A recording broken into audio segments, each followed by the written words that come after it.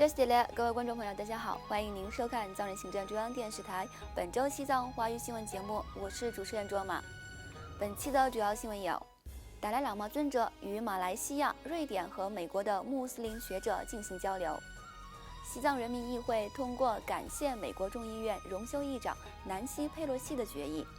瑞士国家委员会批准采取特别人道主义行动动议。日本超级僧伽协会发表声明，谴责中共干涉西藏宗教事务。北美周末藏语学校的教师参加世俗伦理学习培训会。澳大利亚藏人社区举办足球队启动仪式。法国圣沙夫雷市长办公室举办升西藏国旗仪式。德国国际自由组织代表团访问西藏人民议会。下面请看详细内容。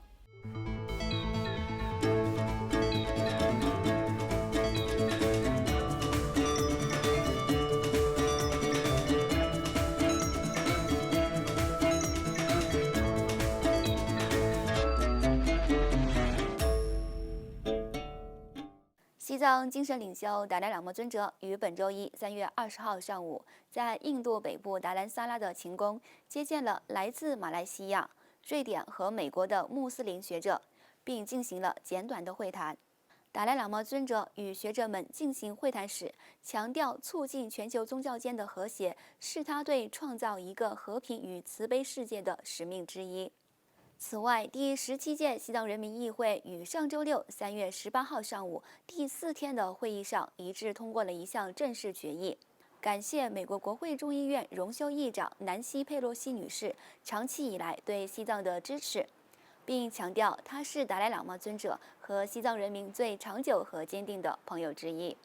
西藏人民议会的议员们在决议中感谢南希·佩洛西女士在加强美国国会两党对推进西藏自由事业方面的承诺和支持，并赞扬她在捍卫被中国压迫者的自由、正义和民主方面的无畏领导、承诺和不屈不挠的毅力。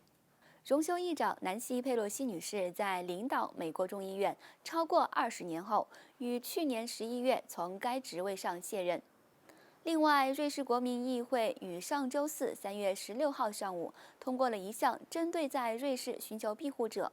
特别是未从旧法庇护程序中获得紧急援助的庇护者采取特别人道主义行动的动议。这项特别动议旨在为3000多名被瑞士政府拒绝庇护者找到人道主义解决方案，其中包括在瑞士旧庇护程序下寻求庇护的流亡藏人。瑞士政府从2019年3月1号起执行了新的庇护程序。该动议旨在为所有在2019年2月28号之前提交庇护申请但被拒绝的申请人提供救济。该动议是由前国民议员玛丽安·斯泰夫女士于2021年3月16号发起。在她辞职后，瑞士议会支持西藏小组的现任联合主席尼古劳斯议员于今年3月16号在国民议会中提出该动议。最终，该动议以100票赞成、81票反对、5票弃权而获得通过。藏人行政中央驻日内瓦代表赤列曲吉女士对该动议的通过表示欢迎，并感谢瑞士议员们对流亡藏人的支持。瑞藏友好协会、瑞士和列治敦士登藏人协会、瑞士西藏妇女协会、欧洲西藏青年协会于2021年初联合组织了请愿书签名活动，并于10年3月10号向瑞士政府提交了请愿书，呼吁对瑞士寻求庇护的藏人采取人道主义解决办法。此外，日本支持西藏团体超级僧伽协会于3月10号发表声明，谴责中共持续打压西藏的宗教自由，满横干涉藏传佛教转世制度，企图主导下一世达赖喇嘛的转世问题。该声明于3月10号发布，并于3月11号在东京举行的西藏自由抗暴日第64周年纪念活动上宣读。超级僧伽协会的小林秀英法师和小野上官法师于上周四3月16号拜访了藏人行政中央驻日本办事处，并将声明稿递交给了驻日本代表阿若亚博士。代表阿若亚博士感谢超级僧伽协会发表声明，以及该协会长期以来对藏人争取自由与正义斗争的持续支持。日本佛教世界联合会和日本援藏组织也于去年和今年2月发表了类似的声明。与此同时，藏人行政中央驻北美办事处和北加州藏人协会于上周五3月17号开始，为北美18所周末藏语学校的教师举办了为期3天的世俗论理学习培训活动。主办方邀请美国埃默里大学冥想科学与慈悲论理中心的执行主任格西·罗桑丹增尼吉、埃默里大学高级翻译尊中丧培、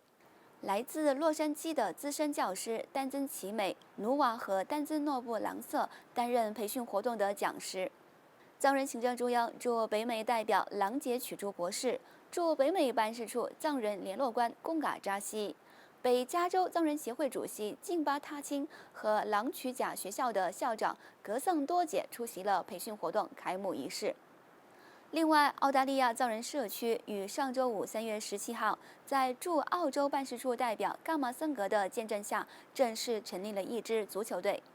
澳大利亚藏人社区将于今年6月首次派队参加在印度北部达兰萨拉举行的至尊国母纪念金杯足球赛。